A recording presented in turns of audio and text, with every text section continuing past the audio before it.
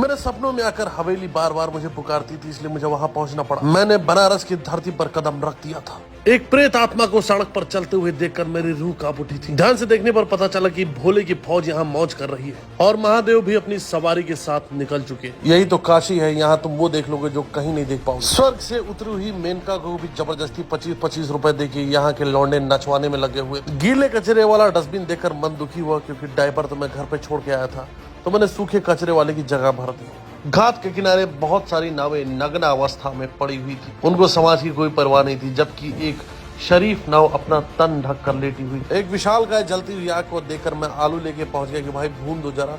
उन्होंने बोला भाग जाओ साले, दादाजी की लाश जल रही, मारो मारो। पकड़ो की आवाज सुनकर मैं देखा कुछ कुकुर लोगों ने दंगा फैला रखा। बहुत बड़ा मैटर हो गया। इस कुकुर ने दूसरे कुकुर की कुकुरी को छेड़ दिया था। मैटर इतना बड़ा हो गया था कि चंदनगढ़ के सेनापति को भी इन्वॉल्व होना पड़ा। फिर एक दुकान को छूकर निकल गया, क्योंकि नाम ही उसका टच था। कहते हैं कि ओझा सर की गुंडई और बनारस की ठंडई से बचकर बाहर नहीं जा सकते। मैंने बोला भैया भांग तो नहीं मिला? उसने बोला कि नहीं भाई, भांग के अलावा कुछ नहीं मिला। वैसे तो मैंने घूट घूट का पानी पिया था, पर ये घूट पीते ही मेरी आत्मा उलट, धरती थोड़ी टेढ़ी हो गई और आसमान हिलने लगा। मैंने बोला भाई ये क्या पिला दिया यार, और तुम्हारे नलके से दूध क्यों नहीं निकल रहा है? राजू भाई ने बोला कि रुको बेटा एक और बना के दे रहा। मैंने बोला नहीं भाई प्लीज और नहीं चाहिए, जल्दी से दूसरा गिलास बना के दे दो। ठंडाई पीकर मेरा खोपड़ा नाचने लग गया था। मैं तुरंत पराठे वाली दुकान पर पहुंचकर बोला कि भैया एक मीठा पान लगा दो।